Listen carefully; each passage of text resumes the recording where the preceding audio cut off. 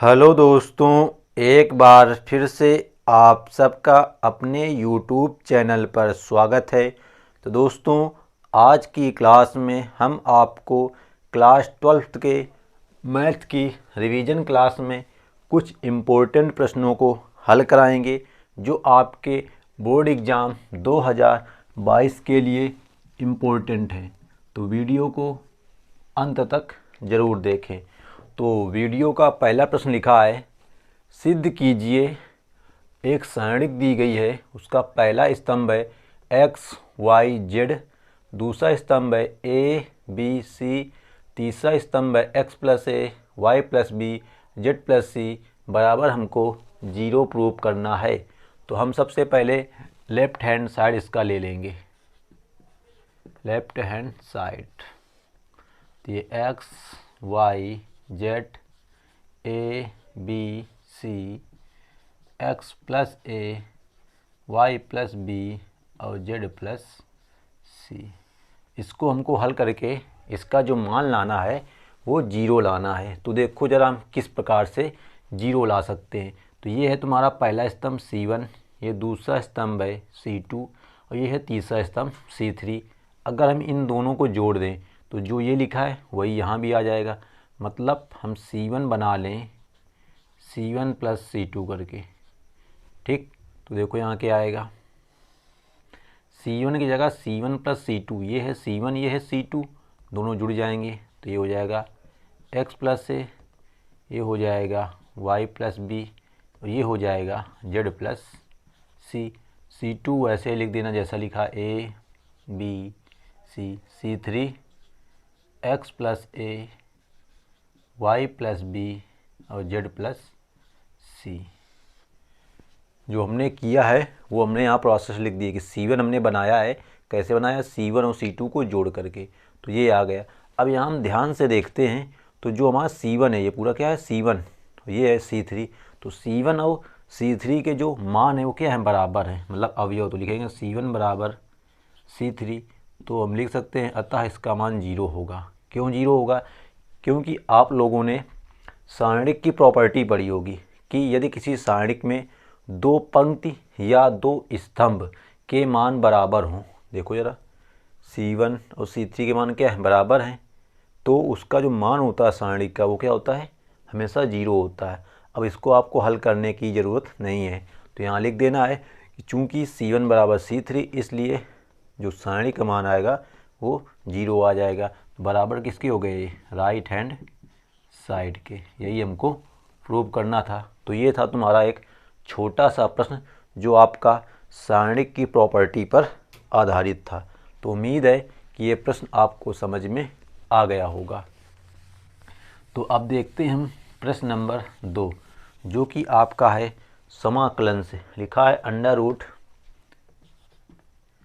आई बराबर, under root में है तुम्हारा समाकलन का चिन्ह 1 प्लस साइन 2x dx, इसका हमको करना है समाकलन।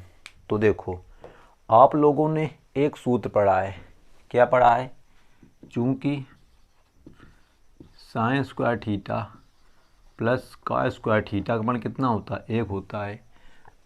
तो यहाँ पे सवाल x में, तो यहाँ हम लिख सकते हैं 1 की जगह क्या, sign square x plus cos square x.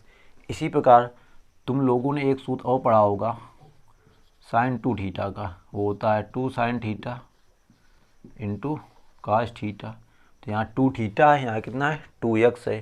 तो देखो हम क्या लिखेंगे यहाँ पे, समाकलन अंडर रूट 1 की जगह लिख सकते हैं हम sign square x plus cos square x plus sign 2x जगह इस सूत्र से 2 sine x into cos x D x. तो ध्यान से देखो, तो ये तुम्हारा एक सूत्र बन गया। कौन सा सूत्र, ये मान लो a है तो a स्क्वायर, ये मान लो b है तो b स्क्वायर प्लस 2ab, मतलब sine x plus cos x का होल स्क्वायर। तो यही तो होगा इसका whole square, sine square x plus cos square x plus 2 sine x into cos x, A plus B का होल स्क्वायर। तो whole square से तुम्हारा रूट हट जाएगा, तो जो मान आएगा वो आएगा केवल sign x plus cos x D x.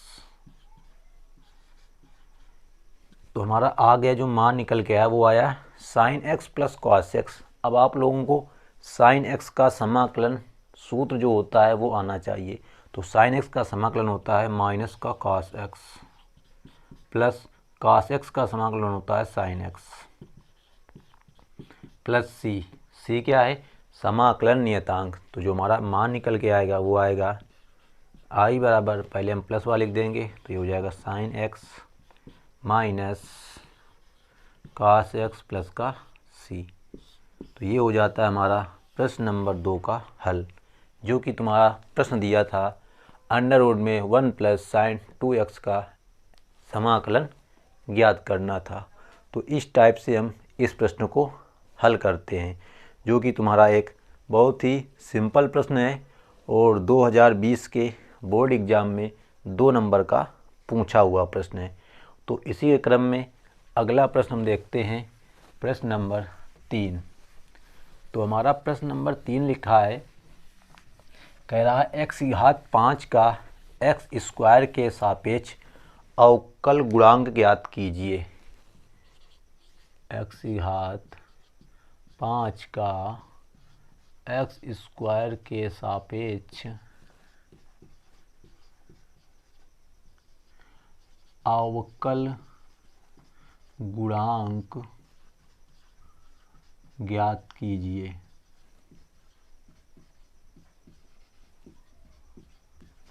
मतलब यहाँ पे हमको बताया गया है कि एक फलन तो x की पावर 5 है, दूसरा है एक्स स्क्वायर के सापेक्ष अवकल गुणांक ज्ञात कीजिए। तो ये भी प्रश्न 2 नंबर के पूछे जाते हैं। तो यहाँ पर 2 फलन है, एक तो है x की पावर 5 और एक है x की पावर 2।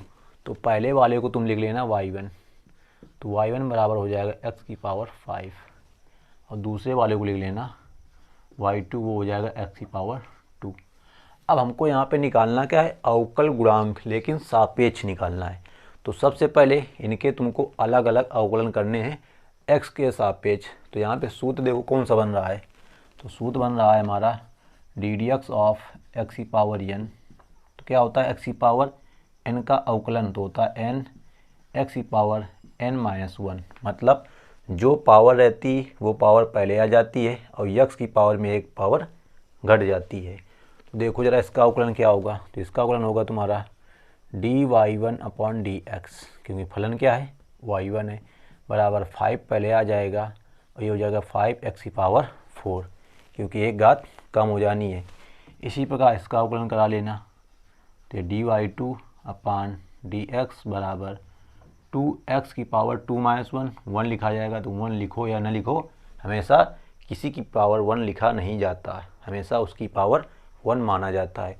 तो ये dy1 अपॉन डी एक्स का मान आ गया 5x की पावर 4 और dy2 अपॉन डी एक्स का मान आ गया 2x। अब तुमको यहाँ पे लिखना है, क्या लिखना है? x की घात 5 का एक्स स्क्वायर के सापेक्ष अवकल गुणांक, अवकल गुणांक dy1 अपॉन dy2, क्योंकि एक्स स्क्वायर के सापेक्ष का, जिसके सापेक्ष कहते हैं वो हमेशा नीचे आता है। हमने माना था y2, तो dy2 हो गया। तो यहाँ लिखा जाएगा dy1 upon d x whole upon dy2 upon d x. तो यहाँ मान रख देंगे, dy1 अपॉन डी एक्स का मान है 5x की power 4 whole upon dy2 upon d x का मान है 2x बराबर, तो 5.2, यहाँ पे एक x है, ऊपर है x की घात 4, मतलब 4, x कितनी है? 4 है। तो एक घात कट जाएगी, कितना आएगा? x की पावर 3। तो ये आ गया हमारा dy1 अपॉन dy2 का मान, मतलब x की घात 5 का एक्स स्क्वायर के सापेक्ष अवकल गुणांक 5/2 x की पावर 3। तो ये हो जाता है तुम्हारा इस प्रश्न का उत्तर।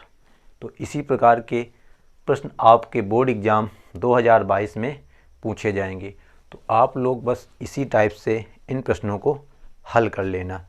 तो इसी के क्रम में एक प्रश्न और देखते हैं जो आपका चैप्टर नंबर 9 से लिया गया है, अवकल समीकरण। तो प्रश्न हमारा बोल रहा है कि यदि y बराबर, मतलब 4 नंबर क्वेश्चन है, ax स्क्वायर प्लस का bx प्लस c के लिए अवकल समीकरण ज्ञात कीजिए जहां a b c स्वैच्छ अचर हैं। मतलब हमको एक समीकरण दिया है y बराबर ax square plus bx plus c, इसका हमको निकालना क्या है, अवकल समीकरण। अवकल समीकरण। तो अवकल समीकरण क्वेश्चन में ये भी बोल दिया जो a b c क्या है, वो अचर हैं। a कामा b कामा जो c है वो है स्वैच्छ अचर, स्वैच्छ अचर है। तो यहाँ पे हमको निकालना है अवकल समीकरण। तो यहाँ कितने कांस्टेंट है, 3, a b c। तो हमको जो ये समीकरण दिया है इसका 3 बार अवकलन करना है। तो सबसे पहले हम प्रथम कोटि का अवकलन कराएंगे, किसके सापेक्ष, x के सापेक्ष। तो हो जाएगा dy अपॉन dx बराबर a कांस्टेंट है, x स्क्वायर का अवकलन अभी हमने वहाँ बताया x की घात n से, कितना हो जाएगा 2x हो जाएगा, प्लस b, x का अवकलन हो जाता है हमेशा 1, और प्लस c, तो c कांस्टेंट अकेले लिखा है तो इसका अवकलन हो जाएगा 0। मतलब जो आएगा वो आएगा तुम्हारा कितना, 2ax प्लस b गुणित 1b। तो ये तो हो गया तुम्हारा प्रथम कोटि का अवकलन dy अपॉन dx।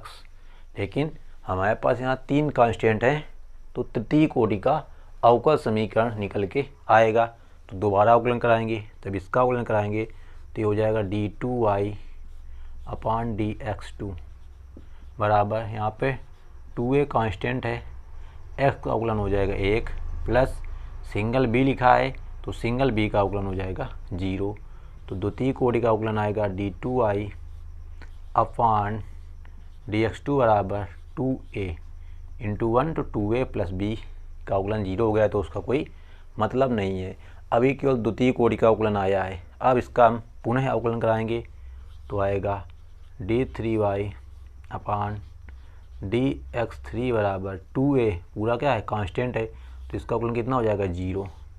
तो ये हो गया तुम्हारा दिया गया समीकरण ax square plus bx plus c का अवकल समीकरण d3y अपॉन dx3 बराबर 0।